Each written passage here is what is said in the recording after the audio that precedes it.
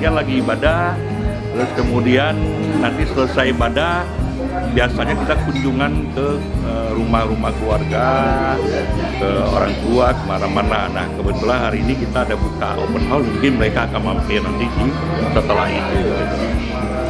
Ya, biasanya selesai ibadah mereka akan kunjungan ke orang-orang tua, ke saudara-saudaranya.